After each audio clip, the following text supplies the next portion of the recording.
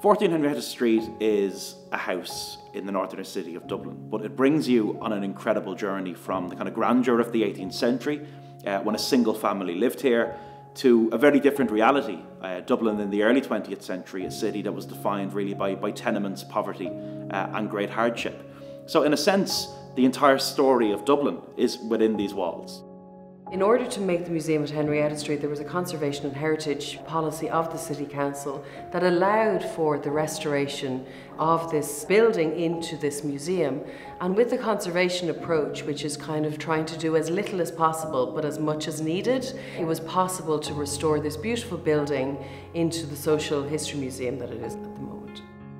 It's really important for us that former residents and a huge cross-sectoral group of professionals and experts are involved in the running of the museum, not only now, but also in the development of the building into a museum. So over the past 5 years, there's been different makeups of advisor groups that have all included experts, former residents, and people who are involved in their local community. 50% of our collection is made up of the building itself, so that's the bricks and mortar, the doors, the windows. The building is a primary artefact in our collection. 25% of the collection is the memories and stories and voices connected to this building. And if the building is at the core of what we do, these are very much the heart and soul of the narrative here. 20% of our collection are the objects that you see on display here when you visit the building. 5% of our collection is the artistic responses that you see on the tour. They're about adding to the narrative and continuing the story of this building. There's a fifth element to our collection, and that is our engagement. I think any good museum has to have a dialogue going on with the people around it. And from the beginning, 14 Henrietta Street has really prioritised getting the stories of the people.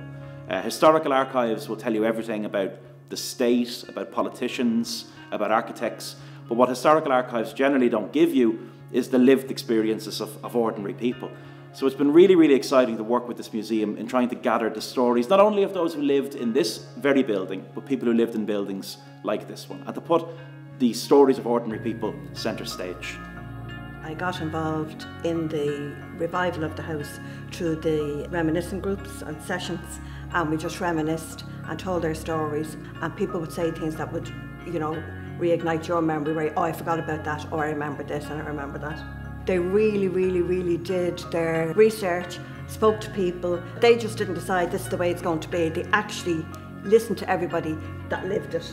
This is so, to me, it's live. You can come in and you can do a tour, but you can also share a memory that you have or a family history, something that you want to tell us, and we can share that again. You might remember a particular song, and it might be a song that you've remembered and you've talked about, and then you come and visit us again and we're singing your song.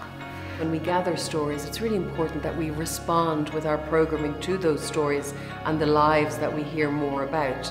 So in addition to adding constantly to the content of the tour, we also run other programs that are about collecting more memories and telling more stories. And this kind of responsive programming is really essential to our audience engagement in the way that we run our museum. It is this continuous cycle running over and over again that keeps people at the centre of what we do.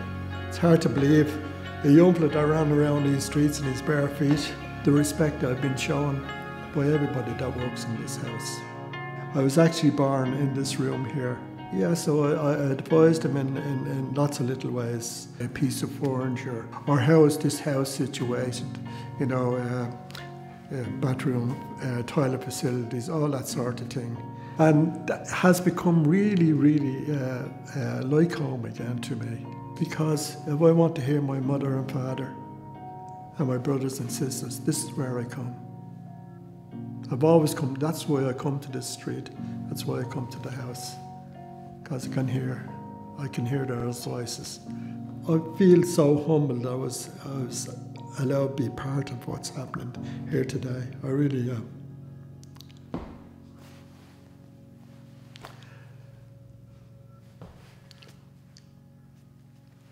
Just very great.